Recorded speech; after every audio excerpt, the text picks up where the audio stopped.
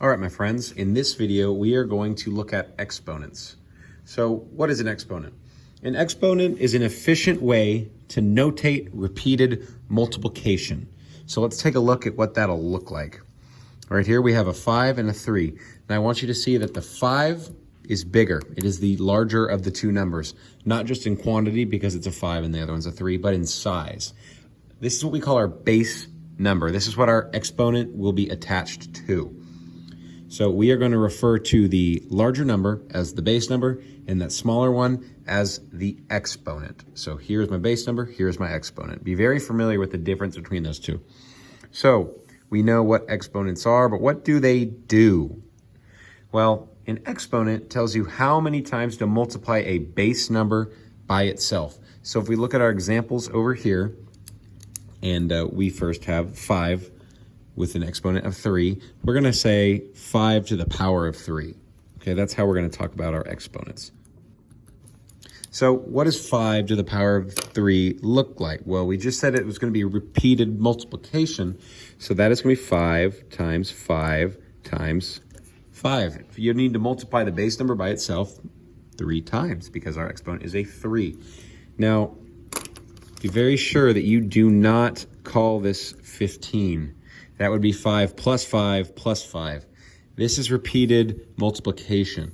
So we are not thinking about addition here, but multiplication. Our answer is actually going to be 125. 5 times 5 is 25. 25 times 5 is 125. Let's look at the next one. We have 7 to the power of 4. That is simply 7 times 7 times 7 times 7. What about 17 to the power of 6? Well, the same format here. 17 times 17 times 17 times 17, that's 4 of them, times 17, that's 5 times 17, that is 6.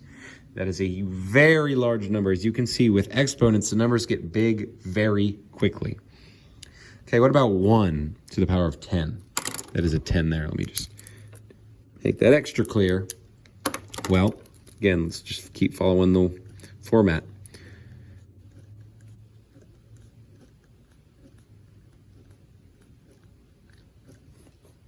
That is 1 to the power of 10. Now look down here, we got 49 to the power of 100. Now I am not going to write this out all the way, but the idea is you would do 49 times 49 times 49 times 49 until you've gone on 100 times. Okay, that's a pretty easy concept to understand. The numbers are going to get large quickly, but is this going to work with exponents? It absolutely does. And we do follow the same format. So x to the power of 4, no matter what x is, you will do x times x times x times x. If you are then given a value for x, say x to the power of 4, when x equals, let's say 2, well then we would just fill in the 2's there. So now we're going to write 2 times 2 times 2 times 2. 2 times 2 is 4.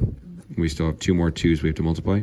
4 times 2 is 8. And we have 1 more 2 now, and 8 times 2 is 16.